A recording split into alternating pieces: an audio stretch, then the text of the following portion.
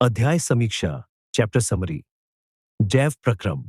जैव प्रक्रम से तात्पर्य उन आवश्यक जैविक कार्यों से है जो जीवित प्राणियों में जीवन को बनाए रखते हैं। इनमें पोषण, श्वसन, परिवहन, परिसंचरण और उत्सर्जन जैसी गतिविधियां शामिल हैं, जो जीव के पोषण, विकास और अस्तित्व के लिए महत्वपूर्ण है। पोषण।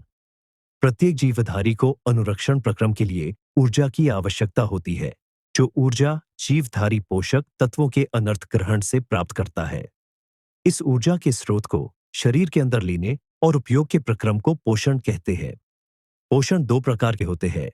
एक, स्वपोषी पोषण। दो, विषमपोषी पोषण। हमारे शरीर में क्षति तथा टूट फूट रोकने के लिए अनुरक्षण प्रक्रम की आवश्यकता होती है, जिसके लिए उन्हें ऊर्जा की आवश्यकता होती है।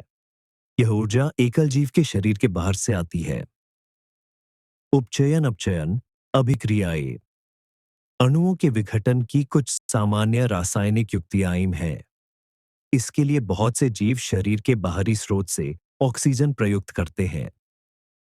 शरीर के बाहर से ऑक्सीजन को ग्रहण करना तथा कोशिकीय आवश्यकता के अनुसार खाद्य स्रोत के विघटन में उसका उपयोग श्वसन कहलाता है। एक एक कोशिकीय जीव की पूरी सतह पर्यावरण के संपर्क में रहती है, अतः इन्हें भोजन ग्रहण करने, वेफ लिए, गैसों का आदान प्रदान करने लिए या वर्ज्य पदार्थ के निष्कासन के लिए किसी विशेष अंग की आवश्यकता नहीं होती है। जैव प्रक्रम के अंतर्गत आने वाले प्रक्रम हैं: 1. पोषण, 2. श्वसन, 3. परिवहन, 4. उत्सर्जन इत्यादि। 1. पोषण। जीवों द्वारा जटिल कार्बन पदार्थों को जैव रासायनिक प्रक्रिया द्वारा सरल अणुओं में परिवर्तित कर उपभोग करना पोषण कहलाता है। 2. शरीर के बाहर से ऑक्सीजन को ग्रहण करना तथा कोशिकीय आवश्यकता के अनुसार खाद्य स्रोत के विघटन में उसका उपयोग श्वसन कहलाता है। 3. परिवहन। परिवहन एक प्रक्रिया है जिसके द्वारा शरीर के विभिन्न भागों में आवश्यक पोषक तत्व पहुंचाए जाते हैं, जो शरीर के अनुरक्षण का कार्य करते हैं। 4. शरीर से हानिकारक अपशिष्ट पदार्थों के निष्कासन के प्रक्रम को उत्सर्जन कहते हैं। जटिल पदार्थों के सरल पदार्थों में खंडित करने के लिए जीव कुछ जैव उत्प्रेरक का उपयोग करते हैं, जिन्हें एंजाइम कहते हैं। सभी हरे पौधे स्वपोषी पोषण करते हैं। हरे पौधों द्वारा सूर्य के प्रकाश और क्लोरोफिल की उपस्थिति में भोजन बनाने की प्रक्रिया को प्रकाश संश्लेषण कहते हैं। कुछ कोशिकाओं में हरे रंग के बिंदु दिखाई देते हैं।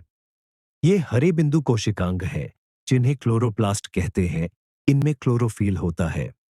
स्थलीय पौधे प्रकाश संश्लेषण के लिए आवश्यक जल की पूर्ति जड़ों द्वारा मिट्टी में उपस्थित जल के अवशोषण से करते हैं। नाइट्रोजन, फॉस्फोरस, लोहा तथा मैग्नीशियम सरीखे अन्य पदार्थ भी मिट्टी से लिए जाते हैं। नाइट्रोजन एक आवश्यक तत्व है जिसका उपयोग प्रोटीन तथा अन्य यौगिकों के संश्लेषण में किया जाता है। पौधों के पत्तियों पर छोटे छोटे असंख्य छिद्र पाए जाते हैं, जिन्हें रंध्र कहते हैं। रंध्र का कार्य एक, गैसों का आदान प्रदान भी इन्हीं रंध्रों के द्वारा होता है। 2. वाष्पोत्सर्जन की क्रिया रंध्रों के द्वारा होती है। विषमपोषी पोषण, हेटेरोट्रोफिक न्यूट्रिशन। पोषण का एक ऐसा तरीका है जिसमें परपोषी जीव जैसे जानवर, कवक, अधिकांश जीवाणु और मनुष्य अपना भोजन स्वयं नहीं बना सकते और ऊर्जा और पोषक तत्वों के लिए अन्य जीवित या मृत जीवों, पौधों या जानवरों पर निर्भर रहते हैं। विषमपोषी पोषण 3 प्रकार का होता है। 1. मृतजीवी पोषण। 2. परजीवी पोषण। 3. प्राणी संभोजी पोषण।